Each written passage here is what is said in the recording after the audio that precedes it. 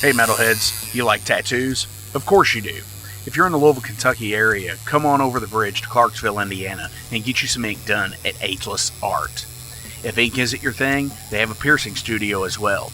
Visit agelessartclarksville.com to see some frequently asked questions, meet the staff. The shop is open Monday through Thursday, 12 to 8 p.m., Saturdays, 12 to 10 p.m., and Sundays, 12 to 6 p.m., all appointment-only spots.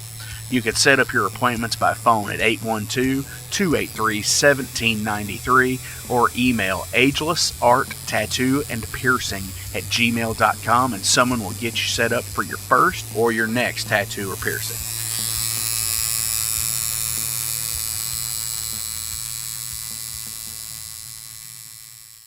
Welcome to the night. You think you know Night Demon? Then the Night Demon Heavy Metal Podcast is for you. Step into the darkness as we peel back the curtain to give you an unprecedented, all-access look into the mind and the heart of the demon. We're talking band history, song analysis, studio anecdotes, stories from the road. It's everything a diehard Night Demon fan could want and more. This is the only place to learn the inside scoop, the deep dive trivia, the untold tales from the band members themselves and those closest to the Night Demon story. Need more? The Sacred Night Demon Crypt will be pried open to reveal demo recordings that have never before seen the light of day, all with in-depth commentary by the band and the people who were there for the writing and recording process. This is a gold mine, a treasure trove of all things Night Demon. Head over to nightdemon.net or wherever you listen to podcasts.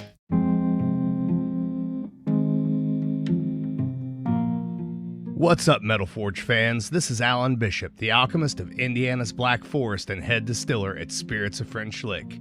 Do you find yourself drawn to the unexplained, fascinated by the Fortean, or enchanted by the paranormal? If the things that go bump in the night resonate in your mind, then tune into my brand new podcast, If You Have Ghosts, You Have Everything. Featuring first-hand accounts, collected stories, interviews, history, and speculation related to all things not of this world. Available now on Anchor, Spotify, Google, Amazon, and more. Sit back, relax, and remember, if you have ghosts, you have everything.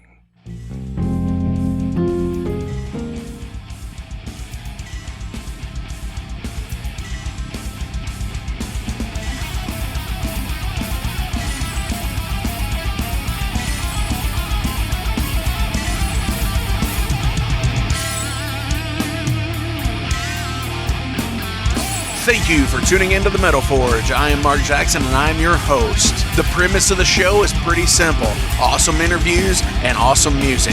If you want to contact me, hit me up at metalforgeradio@gmail.com or visit the website metalforgeradio.com. And now, let's get this show on the road. What's going on, Metalheads? Thank you all for tuning in to this week's episode of the Metal Forge. How the fuck are you all doing today? I am doing awesome. Today I have Vhommit from Airacobra here in the Metal Forge, and we are going to be talking about some awesome Midwestern steel, some awesome Midwest metal. You know, it's always fucking cool to talk to people, you know, that you've kind of ran around the same circle with for a long time, but you've actually just never met. I think that's super cool when you actually finally meet and you know a lot of the same people. You're like, oh, hey, cool, I know that guy. And that's kind of how it was with Vhommit, you know. He's from the Central Illinois, and, you know, Airacobra's from Central Illinois, and back in the day, my band were totally playing up in, like, Danville, Illinois quite a bit, you know, 3-4 times over the course of a year, and, like, I met a lot of cool people up there, and we know so many of the same people. It's just really awesome to have that kind of thing where, you know, it's not... I don't know if it's like a, you know, just like those acquaintances or whatever, but, you know, knowing the same people, it's super cool to me. I like stuff like that. And it's like, you know, I can pretty much go anywhere after doing this show for so long and know somebody somewhere, along with, you know, the people that you meet in your life that just up and move and go to, like, you know, just far away from you, or not even that far, you know, a couple hours away. It's always cool to have friends in other places too, where, you know, you could always go visit and have awesome fucking times and shit like that.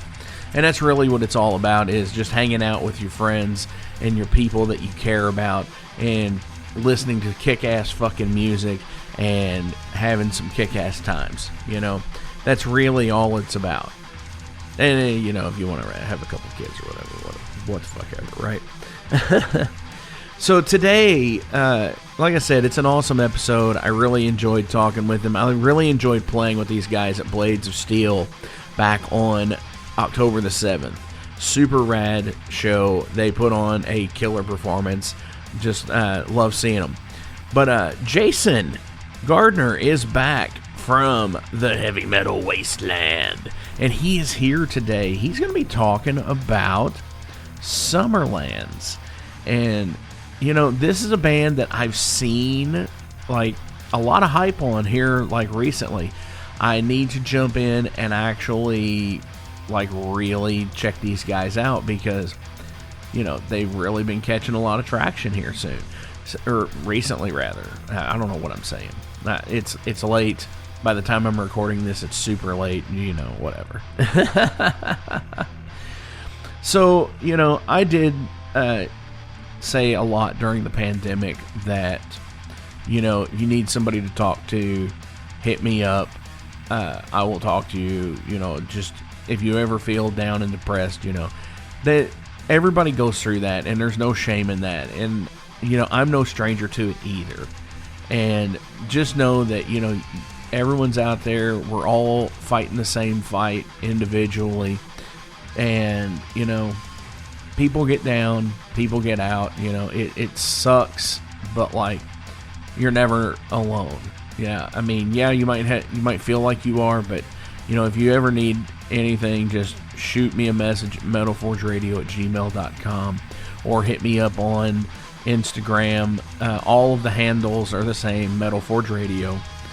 And, you know, even if you just want to sit there and say, dude, you know, thanks for whatever, or not even a thanks, you know, sit there and say, you know, just whatever, you know, if you need somebody to talk to, shoot me that message, because it means a lot to know that other people are out there. So let's go ahead and check in with Jason. We're going to hear from the Heavy Metal Wasteland.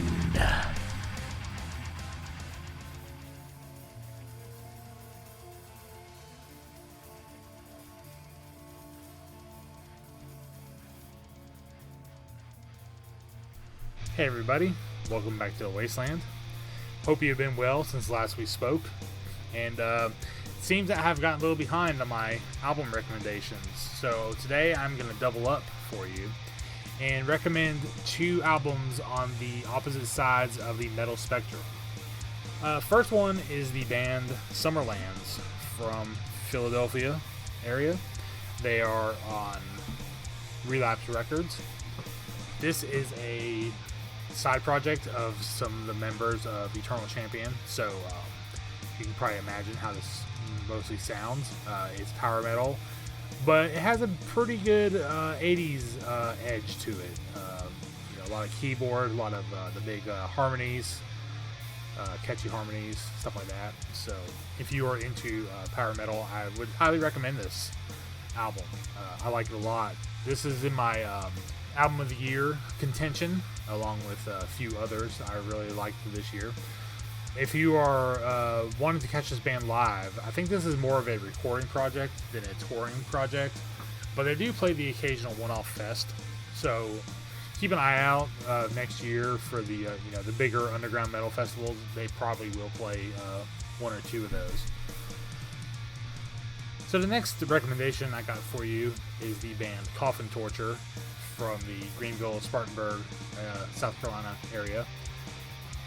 They are a two-piece sludge death metal hybrid. I can best describe them as high on fire, dragged through tar, if you want to get the scope of the speed they play. Although they do get some higher BPMs every once in a while, so it's not total sludge or slow metal, but predominantly it is. This was recorded at the Jam Room in Columbia, South Carolina, world renowned. A lot of classic albums recorded there. Also, the Witch Pit album I had on earlier this year on the Wasteland was recorded there as well. So if you listen to that, the production is on par with that one. They got a little experimental on this one. Some pretty cool stuff, some dulcimers and some theremins and stuff like that in there. So a little bit experimental as well. But yeah, if you're into slow, sludgy music, a la, I Hate God, or I said High on Fire, maybe a little bit of Sleep, although not as long. Yeah, check these guys out. They're on Sludge Lord Records out of England. They have a vinyl coming out in February. Right now, it's only available on digital, and I think a sold out limited edition cassette, which I ordered one of those. So I'll have that soon. And I've recently had the drummer for this band on my podcast, The Eelhorn. So look it up on YouTube or on my Patreon, which is patreon.com/The Eelhorn. And so either one of these is pretty good, pretty short, right to the point. So you can probably listen to one in the morning, one in the afternoon on your way to and from work.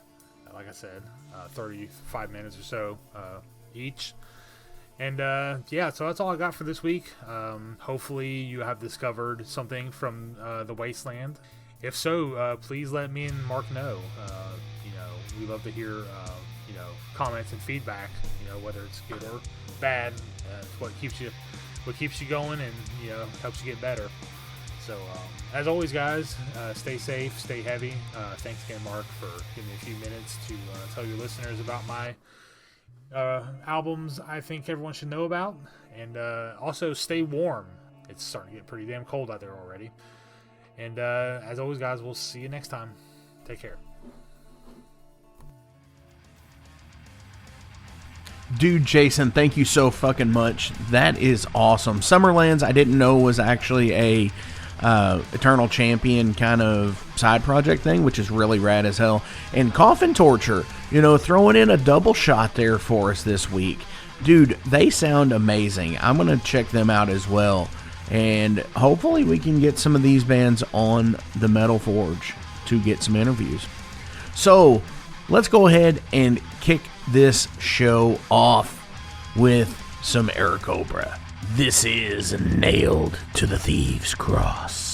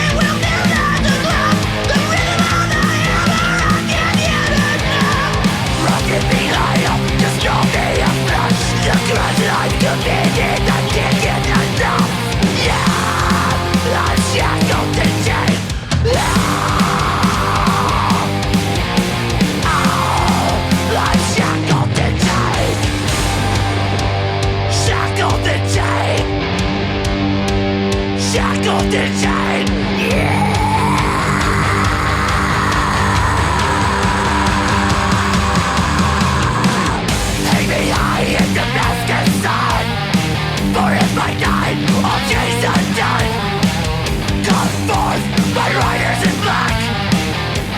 cover of Golgotha's mass.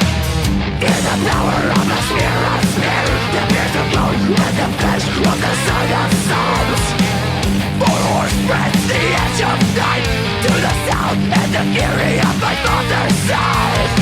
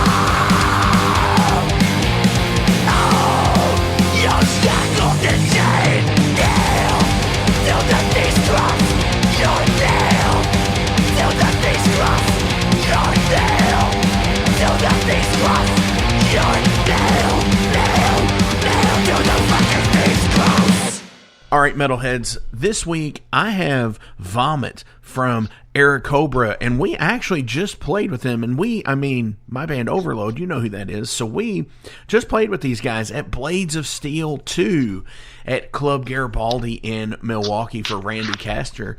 Dude, what the fuck is up? How you doing, Mark? Thanks for having me, man. Yeah, absolutely. I mean, we here just a couple of weeks ago, back in Milwaukee, and playing some shows and shit, and I mean, here we are now. yeah.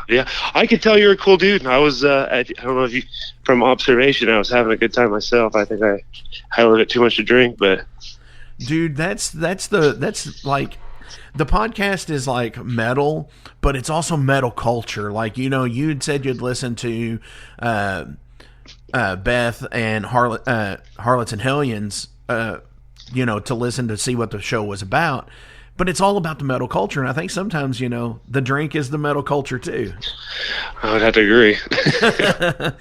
So since, this, I'm going to tangent this right now and say, what's your drink of choice? I don't get too crazy. I know the beer of choice for the band would probably be the High Life. If my guitar player wants to drink beer, he don't drink beer, but if he's like, I want to have a beer, I'll go and we'll do the High Life. But usually probably just the whatever's cheapest. Budweiser. Whatever's cheapest. Yeah. We Screamer was with their merch was set up next to ours that night, and the singers from Sweden, and I guess most of the band's from Sweden. And we were getting a good kick out of the Budweiser cans. Have Freedom real big across the can. Oh yeah, Freedom. We were getting a big chuckle out of that. Yeah, that's funny shit. And it's like, my gosh, it's like, come on, guys. It's like, could you American beer? Yeah, that whole setup was pretty cool. With the way the merchant stuff was set up to the way the room was, and dude. Go ahead. Yeah, Randy works his butt off. I feel like he just kicks butt when booking these shows. I mean, that one you could tell. He tries to provide us with metal. Yeah, absolutely. And he's been like a staple point up there for doing shows for so long. It's like, when some of the friends that I've had down here in Louisville were playing his shows, and I was just like, all right, well, I want to see what this dude's about. And I saw some of these lineups that he was putting on in some of his other festival type shows that he's put on, and it's like, holy shit, this is rad, Yeah, he's not afraid to roll the dice. That's for sure. I know he had leeway the next day, and dude drove, I don't know how far away, but 14 hours I think, or maybe even farther, to play that night, and he's fighting cancer and everything else. It's freaking awesome. Absolutely. That was like a total, when I saw that had happened, I was like, oh my gosh, that's insane. And it's like, round of applause to Randy for doing stuff like that. Heck yeah. Keeping the Milwaukee metal alive. Hell yeah. And, and for the people out there that do that, all around, like Dustin and Indy at Black Circle, and in Louisville here we've got a few people in Terry Harper. Just like they keep the shows alive, and they keep bringing in awesome people. Like Venom Inc. and Anvil and all of these awesome fucking bands. So yeah, definitely kudos to the promotion game, because it's what we need. Yeah, that's I couldn't imagine taking that on. It's like, oh man, to pull it to take risks and stuff like that on bands, and yeah, absolutely, definitely. So, all right, let's talk about Airacobra. Tell the Metal Forge listeners about the band. Airacobra, it's a rock band. Well, you saw it the other night. Yeah, I've seen it. Yeah, it's we like to play it old school. We like to try to mix the old school with the new school. We don't want to. We love the big new wave of heavy metal movement, but we also like first wave black metal. We like sleaze metal and hair metal. And we're kind of trying to just throw it in a pot and see what comes out with that. And I feel like we're pretty happy with the product. Now it's just we're convincing you guys to like it. Definitely. So looking at the metal archives here, and I do cite these guys a lot, they've got you listed as blackened heavy metal. They do, yeah. Which is an interesting thing, because friends of mine in like Ritual Moon and Black Knife and Wraith, are all like black thrash style. But like, so it's like the new wave of traditional heavy metal, but with that black metal influence, so it'd be blackened heavy metal. Right, yeah, and then you could easily say, well, is it Venom? I'm like, well, kind of, but like, if you could just make, well, Wasp is like, to me, when I listen to Wasp, it's the heaviest thing ever, but if you could take that and just make it a little bit heavier, maybe like if you just take Wasp and Venom and smash them together, that's what we're trying to. I don't want to say we're outright trying to rip those bands off, but you know how it goes. No, it's the influence, though. Yeah, absolutely. That's what we want. We want, yeah, like just sleazy black metal. Like, it's not black metal though. It's like that. That's the. I hate that conversation. The genre conversation. I don't hate it, but I know I get you. Yeah. Based on the look, though, like the picture that you all have on your archive page, you totally got like that black metal look.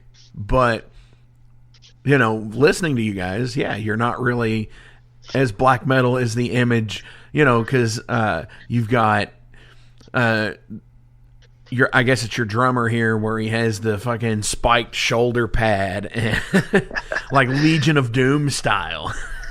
yeah. So like, I don't know. I think it's the best way. When I imagine Airacobra, I imagine like Escape from LA, like okay, or like Escape from New York, like something like that. And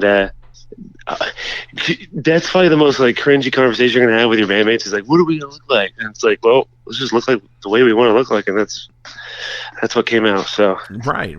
I get that. So it shows here that y'all started around 2011. Yes, that's true. And from 2011 on, you've had some EPs and some single releases all the way up until this past year here. Actually, back in March, y'all released Midwestern Steel. Yep. So the first full length. Yeah, first full length. It took us 10 years to get an album out. Wow.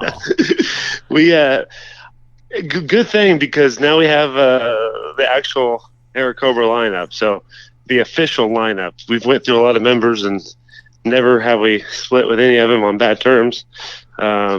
Just a lot can happen in 10 years, and people's lives change, and they move on or do other things. And the ones that stuck around are here, and now we're ripping or trying to keep the thing going, but we ain't going anywhere. This is the strongest we've been, I feel like.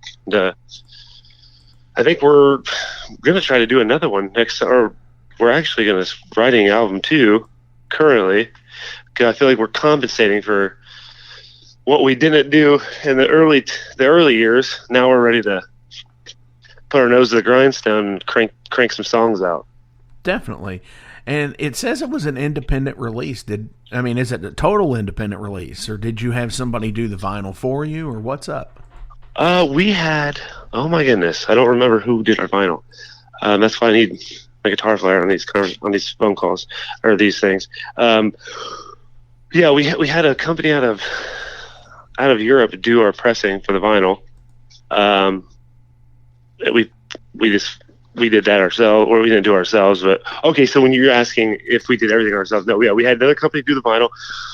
We obviously hired the promotion or PR type company. So, but technically, yeah, we try to do everything inside, just to see how it goes. Definitely. I guess. So I guess what I'm asking is, it wasn't put out by like a Skull Records or High Roller or Shadow Kingdom or anybody like that. This is straight up you all. Yep, that's right. Yeah, and if you know anybody in those labels, go ahead and give them give them the shout out. Yeah. Tag them in the comments below, kind of thing. Which is interesting because a lot of bands don't go straight out and do vinyl on the first outing. Yeah, you've been around for 10 years, so you've had the time to calculate what you need to do. Yeah, you definitely find out what works and what doesn't. I think the vinyl was a good choice on our parts. It's kind of funny because we've always pressed CDs, and then we just kind of skipped out on CDs this go around. We have full intention on doing CDs, and it just have not yet. So definitely, yeah. The CD market is very, very weird these days because I know with my band, we still sell the shit out of CDs. I'm sure if we had vinyl, we could probably sell the shit out of some vinyl too. But it's like, I don't necessarily want to, make that big undertaking, and especially with the pressing plants being still in a lot of disarray, with being behind on pressing. I don't know if I could actually wait like some people wait like 12, 13 months, 14 months to get it. It's a long one. It's a long one. Yeah, we waited a long time, actually. And they said it shipped, and it just arrived 2 days, like not even 2 days. Longer than 2 days, but it was quick with it coming from Europe. I was like completely blown away how fast it came when we received the confirmation that they shipped. Definitely. So yeah, it was like they shipped it, and there it was. I use Banner Buzz to create our backdrops and stuff, and they're based in India. And I've had that same thing where it's like it says that it shipped at 3 p.m. on Monday, and I've got it on like Wednesday. It's like, what? Can't beat it. It's the whole world away. Come on. It's like, how do you do this? And it's like shipping ground. Right. Yeah. You never know what to expect. Oh, absolutely. So you said you kind of let the cat out of the bag a second ago. You are writing for album 2. We are, yeah. It's kind of funny because we can do, since we have been a band for a while, we can do the Van Halen thing and pull from the releases that probably went under the radar as EPs. In an emergency situation, we might do that. There's a couple of the old songs I think would sound freaking awesome with the new band, the new members. So I think we might throw a couple of those on there, maybe, or do all new ones. I think we probably have enough material to do an album right now, if we really wanted to. But I think that over the next couple of months, this winter, that's like the finding that balance of writing and playing shows. It's like people forget they exist within a month. You're writing, and then you're like, man, we got to play at least one show. And then you start rehearsing for that show, and then you kind of get out of the writing mindset. It's just kind of weird finding that balance, I feel like. Yeah, absolutely. That's one of the things with us, how our approach is my drummer has worked at his job for like 26 years. And, that's right. And during November and December, they go fucking crazy on the hours. I will say that he works for a shipping company. I'm not going to say who, but so there's a lot of packages that are going through, and Sure. they're where you're normally working your 8 to 10 hours, you're on the upwards of looking at 12 to 14. Oh yeah, And yeah, so freaking life. after like the second week of November, we're kind of shot on doing any shows until, probably the second week of January, because then they've got all the return packages, from stuff that, shipping the Christmas gifts back to Amazon and shit. That's awesome. Yeah. That was the thing. Well, half the band worked at Guitar. Well, am I allowed to say that? Yeah, they worked at Guitar Center. Whoop. I don't know if I'm supposed to say that. But yeah, you can call them the Evil Empire. It's all good. So during the holidays, I mean, obviously, you're not going to have much time. So that was we were in the same boat. Now they're just unemployed losers, but no. But yeah, that's the hard. And then so actually, we just came off since releasing the album, we did a little week and a half run there, and our bass player I'm just like giving you all the juice about the guys in the band.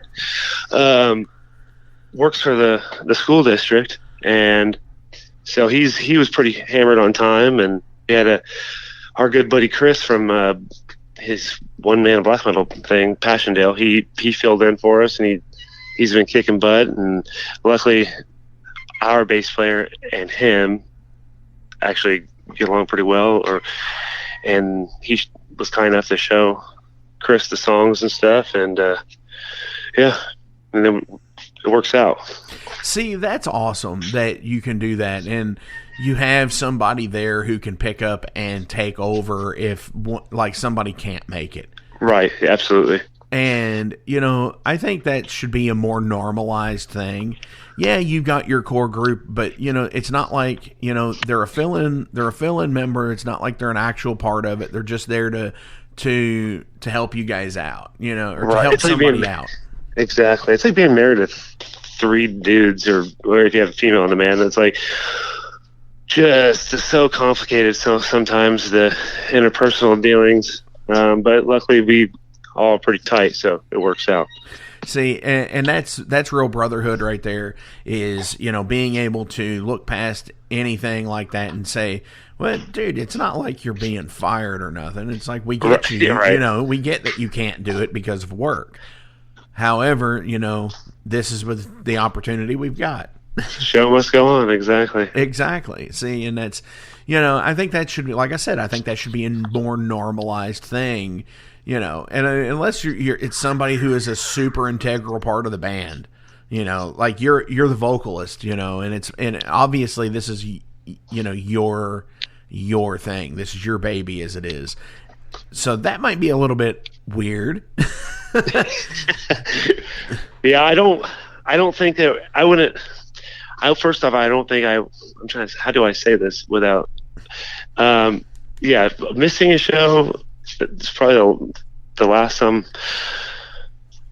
how do I say this politically? Not politically. I know what you mean. It's like I don't think Phil Campbell and Mickey D would have ever replaced Lemmy from playing a show. Yeah, right, exactly. I would like to see Phil from that would be kind of cool from Thin Lizzy fill in for Lemmy, or have Lemmy fill in and Thin Lizzy. That would be freaking cool. That would have been interesting because they were such good friends. Hell yeah. That would be really interesting. So, I mean, I'm actually looking at the it's funny that you brought up Thin Lizzy, because in the Metal Forge here, above the bass cabs, the old bass cabs that I don't take to shows anymore, I have like the iconic live shot of Phil Lynott, and like where he's just hammering away on the fucking Fender bass and shit. And hell yeah. Yeah, it's such a rad dude. I wish he would have lived longer. I would have loved to like seen what he was able to do into the 90s and 2000s in music. Yeah, no, we instead of what would Jesus do bracelets, we wear an Airacobra what would Phil do Yeah. No, I wish. If we had those, that'd be awesome. That would be. But we were talking about, me and a few friends were talking the other day about that as a what would Lemmy do kind of thing. Oh, dude, Yeah, and it's like, obviously, it would have started with mixing the methamphetamine with your Jack and Coke. That's where that's where it would start. That's exactly where it starts. Yeah. And then you would go, okay, well, let's approach this way.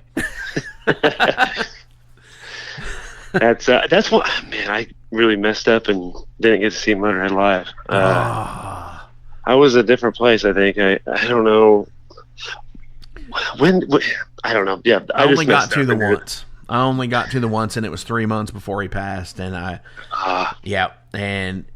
was lucky enough to see the first full show of that tour, which was in Indianapolis. So, nice. Yeah, it was totally great. It's like, even though he was still sick and everything, the magic was still there. That's what everybody said. He was just kicking all the ass up until the end, up until the very end. So, that's what, for sure. Yeah. I mean, they recorded their last show in Berlin, which was in like November. It was insane. So and they actually released it too. So that's cool stuff. So, any idea on when? Like you said, you've got the idea for the second album. You want to start writing songs, and at a far distant, if you have to pull from previous EPs, I get that. So is there an idea on when you want to have it done by? If I would pay attention at band practice, there's actual perceived date, but I think we still have a lot of conquest for Midwestern Steel. So I think 23. Most definitely 23. I'd like to start off the beginning of next year, hammering away some shows with Midwestern Steel. I feel like there's a lot left to conquer with that album. Man, we played that first run after recording. St. Louis. That's what I was telling you before we did this. Their scene right now is freaking popping. That was probably the most rowdy show we played in a long time, and it's been a long time since I've seen people sing our lyrics. Actually, I don't think I've ever seen that outside of our hometown. So that was really cool.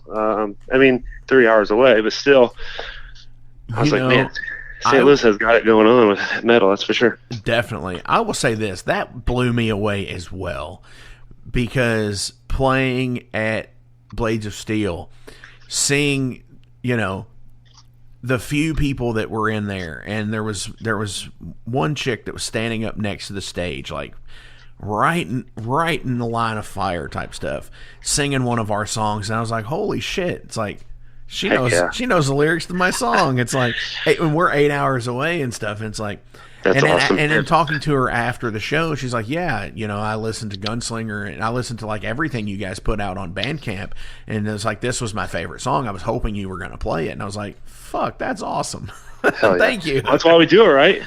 Oh, absolutely. Heck yeah. Absolutely. Yeah, I mean, we need to get you guys down to Louisville for sure. I would love that. Yeah, that's something. Because I think I added one of the dudes in. The freaking Black Knife guy. That band is freaking awesome. I like them. They're kicking butt. Yes, yes. Hellwolf from Black Knife. Yeah, he's one of the only people that's been on the Metal Forge in the podcast era as a reforged episode, which is really cool because there's only been a couple. I think 3 to date. And he's one of them because he is such a badass and such a DIY person in general. I love him. He supports the Metal Forge and everything as much as he can. I know he listens to every single episode, and he's just like, because he'll tell me, he's like, dude, I really liked this part in this interview, and I was like, oh man, cool, thanks. Or he'll be like, thanks for the shout out. So yeah, totally give out another shout out to Josh, Hellwolf. You said it earlier. I just like this, like what's going on in the Midwest right now in metal. I think is really freaking cool. I think there's a lot. Yeah, it's just awesome stuff. I mean, there's, and everything. It's interesting because every city has like this like little scene of their own kind of thing. Like, you're in central Illinois, and you guys have always had a good scene up there. You've had some awesome bands like 7 Year Existence. You've had Corruptor. Now you've got Blood of Heroes up there. Back in the day, Low 12. Oh man, that's way back. Yeah. Yeah. I love Pete. Pete's good peeps. I don't get to talk to him as much as I used to, but yeah, total cool stuff. And then like Indy and Fort Wayne have some amazing people that are there playing music. Bloomington, Indiana has some awesome fucking people like Throne of Iron and Ice Howl, and even when you're getting into like Ohio, I was telling you how we had went to Akron the night after the Milwaukee show, and Emerald Rage in Akron, and then obviously because it's so close to Cleveland, you've got people up in Cleveland like Destructor and all that. So it's all like there's a lot of pockets of bands that are all centralized. And it would be really cool if somebody, threw something together. No, dude, yeah, that's and I'm not cutting into Joey's show territory here, like with Full Terror Assault, because that is amazing what he does, and a lot of those bands are on on those shows. And I think you just have to have a pair of balls as big as Randy's. Yeah, or Joey, you know what I mean? Like, to be a show promoter, you got to have a big it's set, not. I feel like, dude, I put on some shows here in Louisville, and it is it's a sick game sometimes, for damn sure. Yeah, that would be cool. That's just. Yeah, I can. My infinite praise on my behalf. Oh, for sure. So awesome! We've got some cool stuff to look forward to. Hopefully, some new stuff by the end of 23 for you guys, and just fucking in full support of Midwestern Steel. Hell yes! That's fucking rad as shit. I am so excited for it because watching you guys, I was like, all right, these fucking guys, they fucking kick ass, and.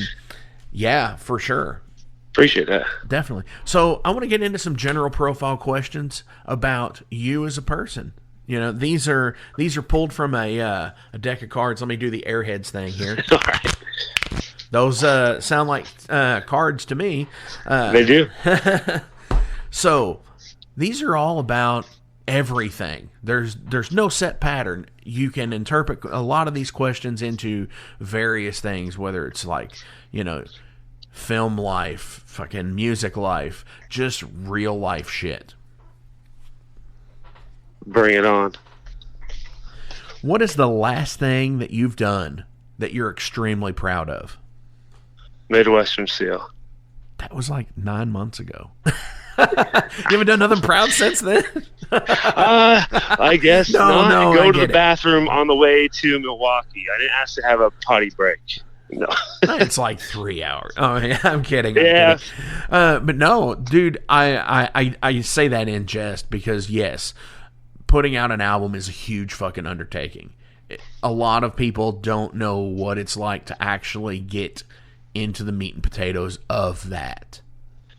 It's not. Man, the wheels almost fall off. You know what I mean? Like, yeah.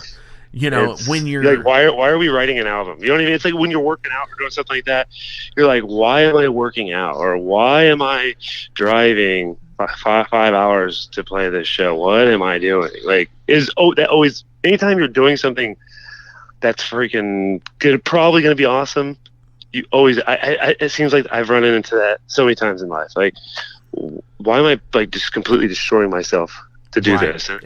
It's the labor of love thing. When you're in the when you're in the 11th hour and you're fighting over the bridge riff, was it played this way or this way? And then when you get that piece back and you get your own production back and you pull off the fucking cellophane and you pop it into your own fucking either record player or CD player or nowadays tape player, and you just give it a listen on your own with no one else around, and then you're just like, I made this. That's right. And absolutely. That is definitely something to fucking be proud of. Yeah, for sure. I'm going to say, aside from going to metal shows, okay? Aside from, like, going to shows, do you have a favorite thing you do for, like, a guy's night out? Oh, my goodness. Well, yeah, I like to run naked through the cemetery. Yes. I knew it. Yes. Picnics at midnight. Looking at the stars at night. No, I don't. What do I like to do with the dudes? Well, I mean, you did say run naked through the cemetery. So. With dudes. Yes. For the that's probably number one. Guys night out. Yeah, absolutely. It's funny because I'm kind of going off on a tangent here. I was so excited to get our vinyl to. I just want to have a vinyl so I can just do drugs off of vinyl, and then you quit doing drugs, and then you get the vinyl, and you're like, well, shit, now I can't do drugs off the vinyl. That's probably something I would have done with the guys, but I get that. Never happened. I get that, and it's probably a good thing that you're not doing them because putting out awesome stuff, kind of limits that. What was the one thing that you begged your parents for and they finally gave it to you? Crisscross Crash Hot Wheels. I got one, and then because I was just a complete terror as a child, destroyed it, and I got another one the next year. I was a spoiled little prick. Wow. So one year you got the Chris, and then you got the Yeah, got it again next year. I begged. Oh my gosh. Begged for Hot Wheels were the shit. Or still are. I mean, I like them now, and it's such a weird market. You think toy collectors are weird on stuff like just no matter what it is, there is somebody out there that's going to collect something regardless. Oh, absolutely. Yeah. And the Hot Wheels market is insane. Yeah, I agree. I mean, yeah. My only basis with it is, well, obviously from being a kid, but if they're making like expansion packs on video games based off of Hot Wheels, it's obviously pretty special. That's the interesting thing to me. I just thought of this, that possibly the 4 biggest toy collections are all produced by the same company. Huh. Yeah. Barbie. A lot of people collect Barbie. A lot of people collect Hot Wheels. A lot of people collect Masters of the Universe figures. And a lot of people collect wrestling figures, namely the WWE stuff. So those 4 like different fandoms are being produced by Mattel. Just the 1 percenters. Yeah, right. Darn it! Like, I wish I would have told you that it was a Barbie that I really. I probably would have came up to the same conclusion. My mind works insane. It's insane. I'm a bassist and a vocalist, and we're just fucking nuts, dude. Like, for real. It's like insanity from the word go. That's right. What book do you think should be mandatory for everyone on the planet to read?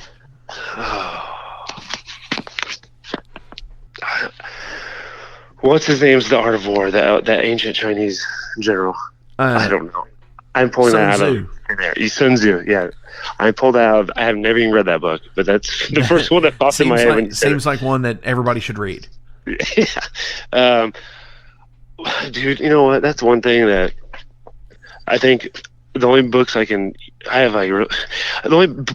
probably sit down and read are anything about ancient warfare. So I think the last book I read a chapter of was a book about Napoleon. So yeah, that's a bad question for me. Awesome. Well, no, I mean, I think with like the name of the band and everything, so there's obviously some bit of like warfare interest. Now, have you actually been able to write songs based off of stuff like that? We actually, Airacobra on Midwestern Steel is about just two World War II pilots battling it out. That's the whole song. It's about the dogfight. Allied pilot. Yep. Just about a dogfight. We went all Iron Maiden on that one, and that's probably the song that means the most to me on the album. That one and the very last song, Put Out the Eastern Fires. But yeah, there's some warfare on there. And then Treacherous Waters of the Soul Divide. It's about. I mean, how do you write a Viking song when you live in an ocean of cornfields? It's kind of hard, but we tried our best on that one. For sure, I can get that. Yeah. And my answer to that would be White Line Fever. Okay. Which is the Lemmy autobiography. I think everyone needs to read that. I haven't read it myself. Yeah, that's yeah. You should. It's good. It's like he's sitting next to you telling you the story. I'm surprised my fiance hasn't pushed that onto me because she loves autobiographies. Oh, yeah? Yeah, there's some really good ones out there. The Lemmy autobiography, like I said, White Line Fever is amazing. Confess by Rob Halford is amazing. The Tony Iommi book, Iron Man, is amazing. It's like they're all like very well written, for having ghostwriters and stuff like that. And I think Rob did his own, and he actually narrates the audiobook, which is cool. That alone is a reason to get yeah. Just go to Audible and listen to Confess by Rob Halford. And Audible, are you sponsored by them? No, I wish. I really wish, and I probably shouldn't have said to do that, because now they'll probably go, hey, fuck, we got free advertisement. And then they realize who it is, and they're like, fucking beep our name out. What specific work of art do you admire the most? Oh, man, I'll get canceled if I say it. I'm kidding. And I said work of art, which art is subjective. Yeah, So this could be album, too. Oh, it's actually Kiss, Psycho Circus. That's the greatest artwork of all time. Ooh. No, Please I'm don't. kidding. Oh, my God, I'm so glad. No, I said that because I know if my guitar player listens to this, he'll be like, what the fuck? What is wrong with you? Are you insane? He should listen to this. I'm sure he will.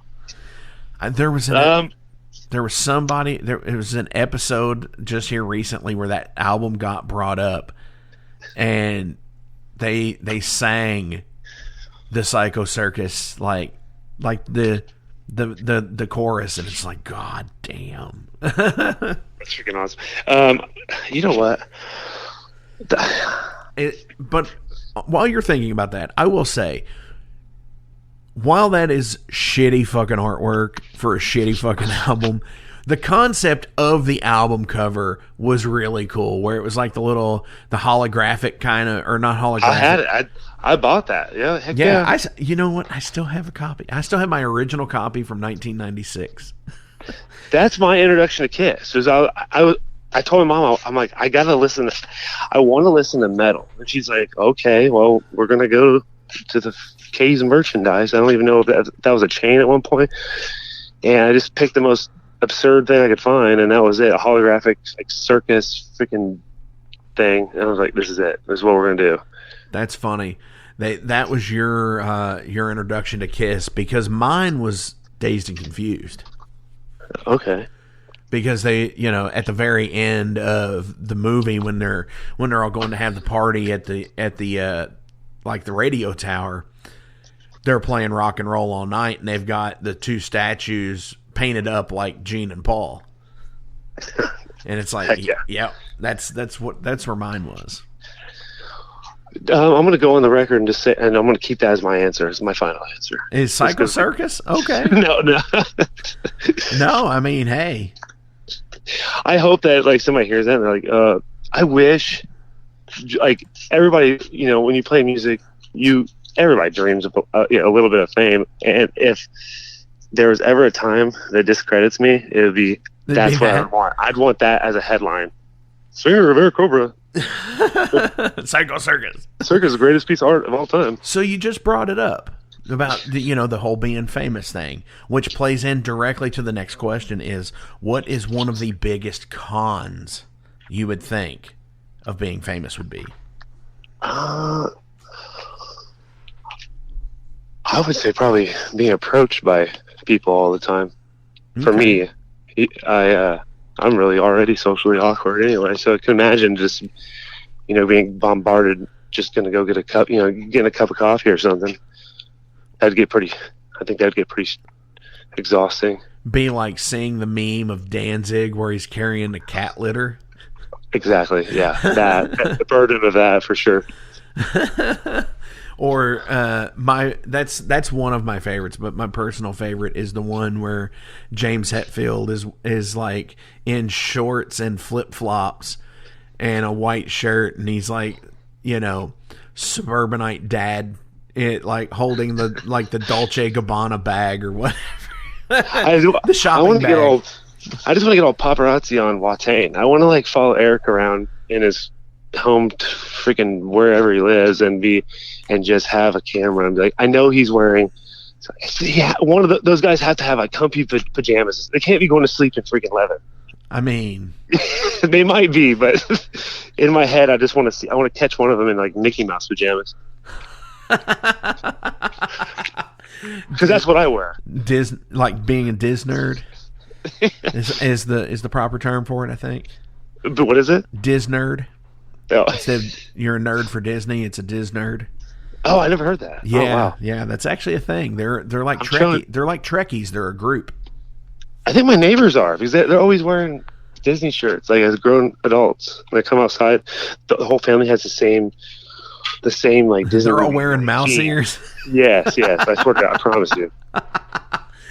Which I could get that. I know a couple that are, and it's cool. It's cool because if I could, I'd go probably once or not twice a year, but I'd probably go once every couple of years. Dude, yeah. Oh, absolutely. I've been one time, but I was 1 year old. 1 year old. 1 year? Yeah, I was 1 year old. So I do have one more question, but before we get into it, do you have any shout outs you want to give to anybody today? Yeah, obviously the Airacobra guys. I don't even think I told them that we're doing this today. Anybody who's booked the band in the last year or last 10 years, Frontal Assault dudes, they're awesome. If you haven't heard them, check them out. Let's see, we have Degree to Signal here in Danville, Jake Surd's band. Oh yeah, I know Jake. Yeah, he used to be Central 74. Yeah. I know Jake. I haven't thought of Jake in a long time. It's when you said it, I was like, holy shit, I know Jake Surd. Yeah, I think they're playing a big Halloween show here in town end of this month. Nice. Yeah. Ryan James Dio. No, I really can't think of it anymore. Awesome. Yeah, that's it, I think. Absolutely. Speaking of Dio, have you seen the movie, the documentary, or whatever it is? I've been asked that. Somebody asked me that on Facebook. I have not. And where is that located? I was assuming it was at AMC theaters. Oh wow. Okay. Yeah, it's actually a real release, Pinocchio. So yeah, I went to see the Anvil documentary. Okay. In the theater a couple weeks back, and the next night the Dio one was playing, and I was just like, man, could I go back to the theater the next day? It's I could, but I didn't. Oh yeah. Well, I gotta check that out. I didn't know, man. That's freaking awesome. Yeah, somebody mentioned on Facebook, so I need to check that out. Yeah. We did a full Dio set. Actually, that's on YouTube. If you go deep into the dark spaces of YouTube, not really. It's on there. We did a full Ward Goalies here in town, and Champaign does a big benefit called the Great Cover Up, and we played that, and we did Dio 1 year. It's pretty cool. That's awesome. Hell yeah. I think Fish used to do that stuff live all the time, where their Halloween shows, they would go dressed as a band and play an entire set, or they would pick an album from the band and would cover the band, that whole album. Oh, hell yeah. That's yeah, awesome. like I think they did the White Album one year from like the Beatles, and it was like shit, man. That's like 26 songs. Have you ever done one? Have you ever done a cover set like that? No, I've never done a cover set. No. That's like, it's like a double-sided sword there. Like, it's cool. You're playing these songs and stuff, but then like you invest all this time into it, and then you stop doing the original stuff, and then when we do it, we get so obsessed with it, and then we did Motley Crue last year. No, this last one, because it's been going on for like 30 years, and it was great because we only did 2 weeks of practice, and I got let off the hook there since I was doing Vince, and I would forget the lyrics, but I don't think anybody realized it. So. I was just about to say that. It's like, are you doing like Vince from Now? Well, night, stay Dude, Def Leppard blew them all. On that last stadium run, Def Leppard was pristine every that night. At least I saw them. That's so messed up because like I've seen conflicting things about this, and like apparently that is a track with what Vince is doing, because his consistency is the same from the last tour that they did in like 2008. He still sang the same exact way, where he's still out of breath, missing words. And apparently I've been told that was a track, which I've also been told that the Poison deal was a track also with Brett. Really? I wouldn't put it past those two guys. Right? But, I mean, and Paul Stanley's doing it now, and apparently Alice is too, and it's just like, man, it's like...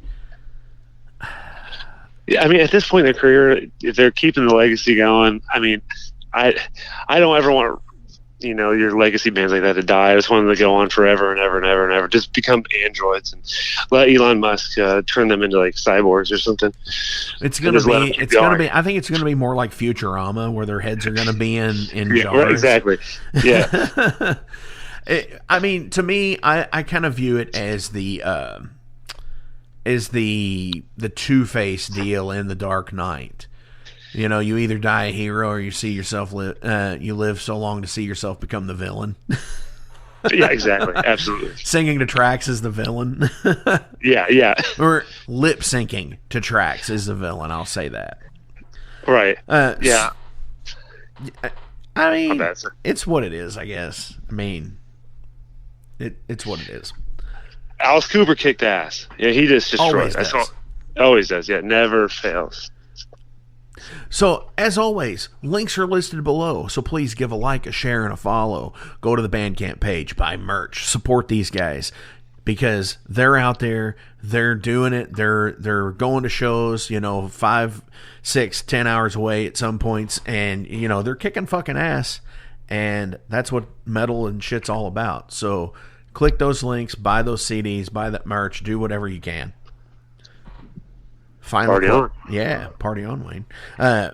Final question of the day. Have you ever been kicked out of anything? And if so, what was it? Kicked out of a hardcore show for hardcore moshing. What? Yeah, got kicked out of a hardcore show. Actually, so there was a hardcore show at a church here in town, and when you're young, dumb, and full of blood, yeah, you gotta puff up and go into the hardcore show and show them who's boss, right? No, it's like, so right when the moshing started, like me and my buddy were the main culprits. We got ejected from the venue immediately. I wish it was way more. It sounds like a rock star deal, but it wasn't. It was like right when we started moshing, it was over. They're like, no, get these hooligans out of here. Like, you're the one that booked the hardcore show at the church. And that's a thing. That seems to be a common thing. We had here in Jeffersonville, Indiana, they had a alternative faith-based church that had hardcore shows twice a month. And it's like, what? Wait a minute. How is this a thing? I feel like, yeah. No, metal guys have probably, I don't want to put the two in separate groups, but I feel like metal guys would be a little bit more respectable to their surroundings than hardcore kids. I feel like they go a little bit more little ham at shows than I can't say that because I haven't been to every metal show in every state in America. So metal shows on the West Coast could be ignorant, but I feel like you put a hardcore band in there, and like the Chicago hardcore shows are just bonkers. Like you might as well, I don't even know, you put a helmet on and put a mouth guard and go into those things. Right. Hell yeah. Dude, Vhommit, thank you so much for coming onto the Metal Forge this week. This has been awesome. And from Midwestern Steel, what are we going to play out today? You asking me? Yeah, I'm asking you. What I would be punched in the face by the guys if I didn't say Midwestern Steel. Awesome. So, title track from the album. You heard him. This is from Airacobra. This is Midwestern Steel.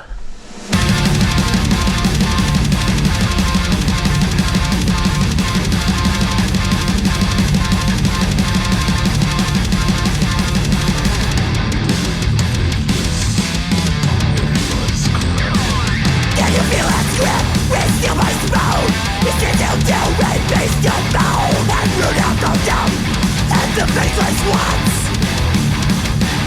What you go all in, they all understand. But you got me back again. Only then you realize there's no going back.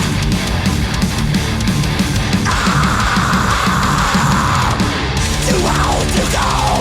The plastic in my bones. I love the feel in Western Steel. When the speed breaks the soul and the hands start to glow, I know it's real, it must be still. I'm fighting on when the devil drops. I'm equipped like a fucking dumb. And here I am, with an iron scar. A parasite of your disdain. All the heavy metal running through my veins. When you hit the lights, there's no going back.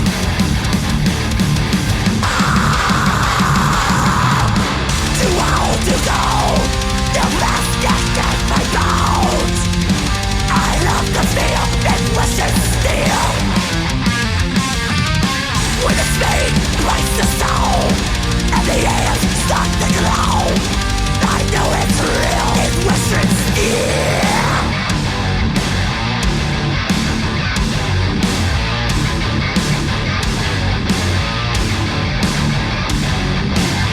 With the weight of the faceless crashes down to the ground, you find the power you're facing. Heavy lies the crowd. With a blank stare and a closed in, I'll smash out the weak ones. With a blank stare and a closed in, I'll smash you up with the hammer of down. With the hammer of down.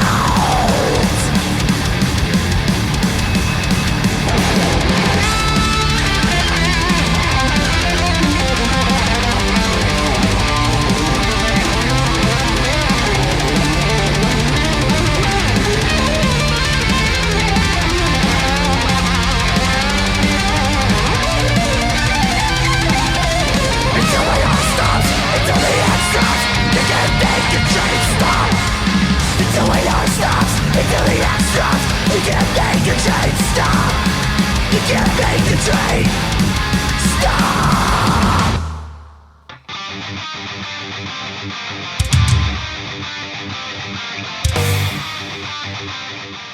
Hey, let me tell you guys about Mercenary Press. They're an independent London label and distributor of all things metal. Mercenary Press delivers the goods from their own independent zine. Trust me, you're going to want to get in on that. To distributing various bands from all over the world, including Cramp from Spain and Sadistic Force from Texas. Visit mercenarypress.bigcartel.com to find out what all they have in stock and what you can order. And for Metal Forge listeners, enter code METALFORGE to receive a discount on your total purchase at mercenarypress.bigcartel.com. Check it out now.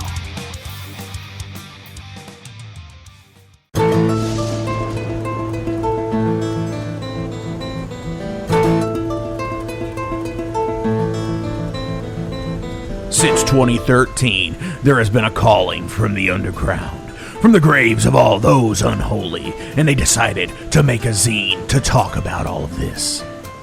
Soulgrinder Zine, an independent metal zine to keep you informed on all things metal and horror from the underground. Available in both print and digital formats, they're bringing you the best interviews and reviews out there today. Not only do they do the zine, but they also do compilation CDs. Check them out at facebook.com/soulgrinder.zine and start your subscription now.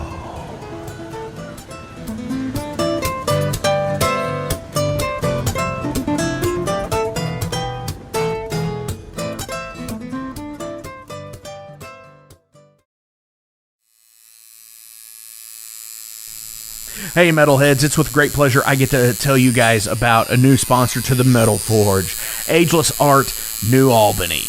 After 20 years of owning and operating Ageless Art in Clarksville, Indiana, Phil Garrett had a vision for a new type of tattoo studio. Something that is clean and modern, sleek, refined, inviting. And he's done just that with Ageless Art in New Albany. You can find it at 2736 Charlestown Road, New Albany, Indiana, 47150.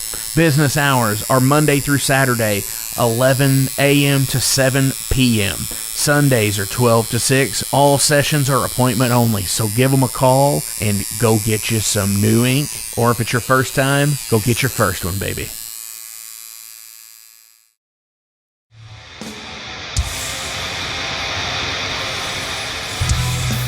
Hey everybody, let me tell you about the new sponsor to the Metal Forge, Unchained Tapes. They're an independent Pennsylvania tape label. They focus on extreme metal and punk with a killer approach to the tape scene. Visit their web store at unchainedtapes.bigcartel.com now to get your fill of tapes. And for being a Metal Forge listener, enter the code METALFORGE10 at checkout to get a 10% discount on your total purchase. That's unchainedtapes.bigcartel.com.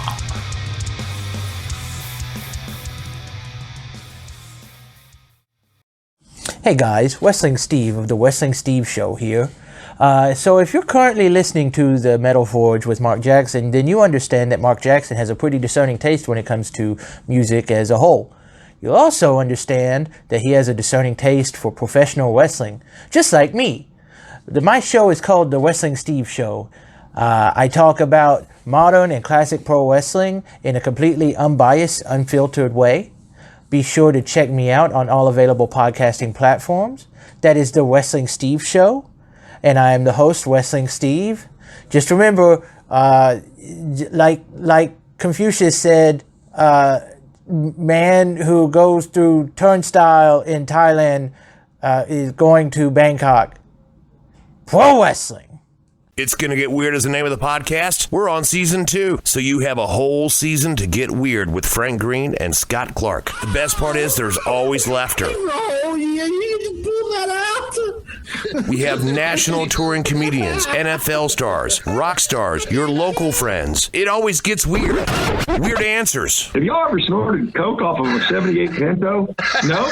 You ain't no man. Weird questions. Who had a bigger cocaine habit, Jock Sutherland or Kaywood Ledford?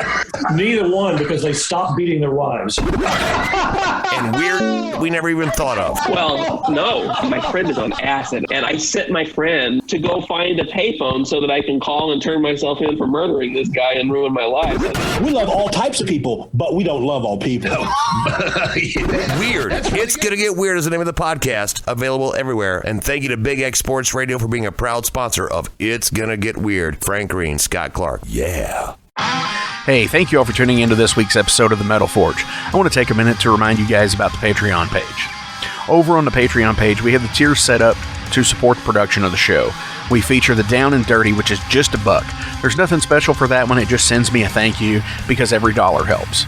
Then there's the Double Down and Dirty. Much akin to the Down and Dirty tier, everything helps produce the show in the end.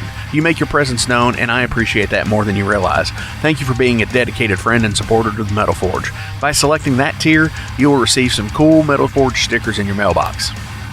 Now, we're really going to start pounding the metal madness with the Apprentice Metalhead for just $5 a month. By becoming an apprentice metalhead, you'll be given early access to the shows, published 24 hours before everyone else gets it. You're also going to receive 3 entries in any contest that we do here at the Metal Forge. You're also going to receive a 10% discount on all Metal Forge merch, and you're going to receive a sweet Metal Forge patch for your battle jacket or backpack. And now, here is the big one. This is the Master Metalhead for just $10 a month. By becoming a Master Metalhead, you will receive a hand-numbered Metal Forge Master Metalhead membership card. You're going to be given early access to the shows as well, with 36 hours before everyone else. You're going to receive 5 entries in any contest that we do here at the Metal Forge. You'll be able to submit audio questions that I will use on the show of you asking questions to the upcoming guests. Remember, timing is everything, and you will need to keep up with the upcoming guest list on the website. You're also going to receive advanced knowledge of any new merch coming out and be given a 25% discount on all Metal Forge merch. And you're also going to get all of the other rewards from the other tiers. So visit patreon.com/Metal Forge Radio today and help support the Metal Forge. Rock on.